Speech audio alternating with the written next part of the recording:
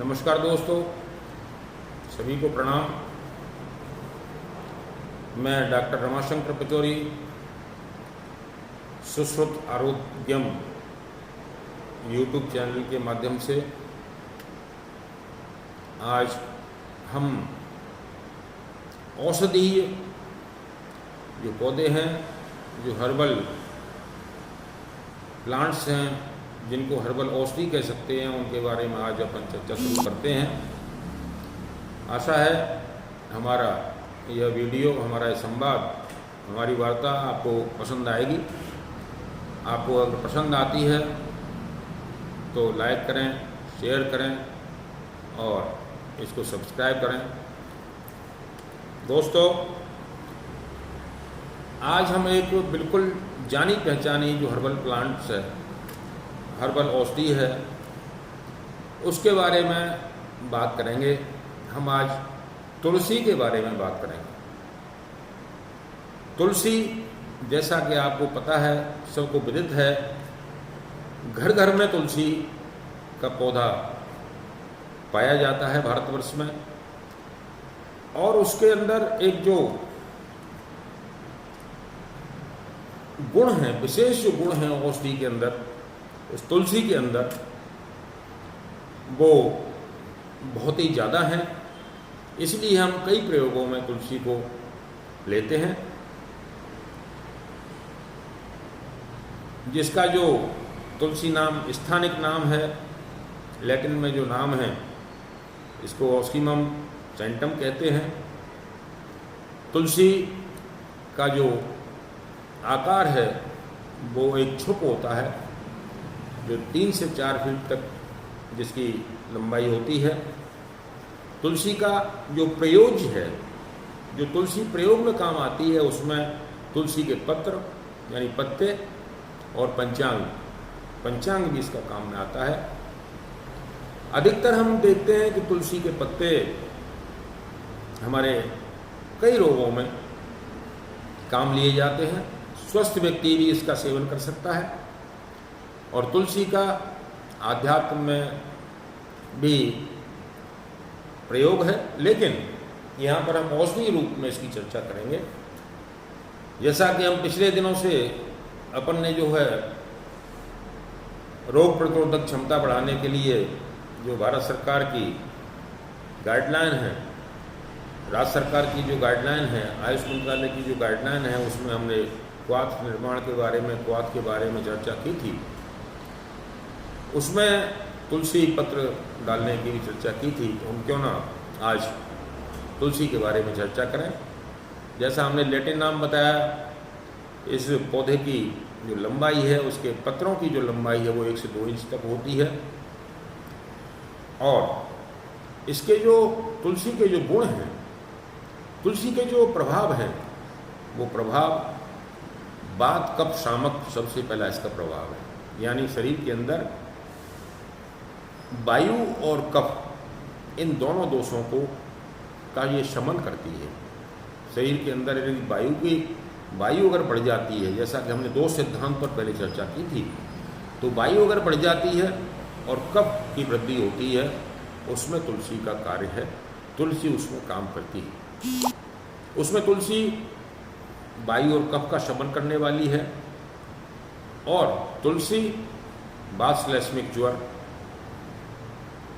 जिसको अपने इन्फ्लुएंजा कहते हैं, अपने बासलैस्मिक ज्वर। दूसरा, तुलसी श्वास के अंदर, काश के अंदर, बातिक काश के अंदर, यानी बातिक काश इसको कहते हैं सूखी खांसी, सूखी खांसी के अंदर भी ये कार्य करती है। क्योंकि इसका जो गुण है, इसका तुलसी का जो गुण है, ये कफ निस्सारक है, यानी कफ को आसानी से बाहर लाने वाली है। किसी के कफ की वृद्धि हो गई किसी व्यक्ति के, और उसको जो है, अगर हम तुलसी का सुरस, तुलसी का रस अगर 5 से 10 ml की मात्रा में, इसकी मात्रा निर्धारित है, क्योंकि हमने पहले भी आपको बताया था कि मात्रा शीर्षात, चाहे भोजन हो या औषधि हो, मात्रा में ही उसका प्रयोग करना चाहिए। तो 5 से 10 ml, 1 चम्मच से 2 चम्मच तुलसी का सुरस यदि हम किसी व्यक्ति को देते हैं तो उसका जो कफ है, वो कफ जो जमा हुआ कफ है, उस कफ को बाहर निकालने का काम तुलसी करती है और श्वास को भी खत्म करती है। तुलसी ज्वर नाशक है।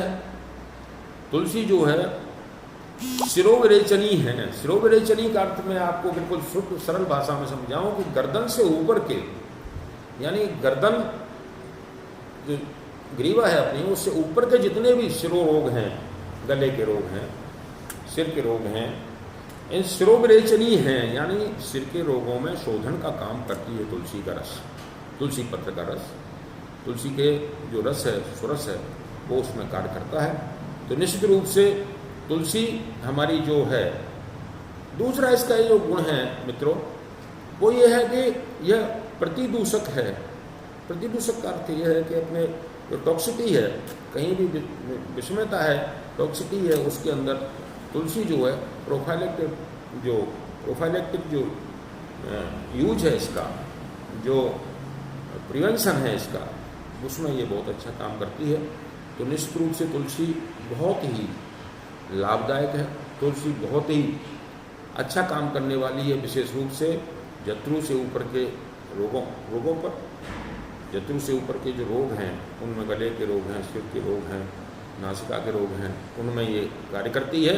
दूसरे बात और कफ का, वायु और कफ का शमन करने वाली है।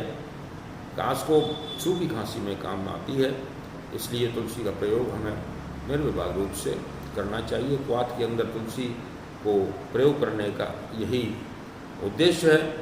दूसरा उद्देश्य हमारा ये है कि हम प्रिवेंशन कर सकते हैं। प्रोफाइलेक्टिक यूज में तुलसी बहुत ही लाभकारी होती है, उससे संक्रमण होने की कोई आवश्यकता नहीं होती है, संक्रमण नहीं होता, उसके संक्रमण से बचाव की औषधि है।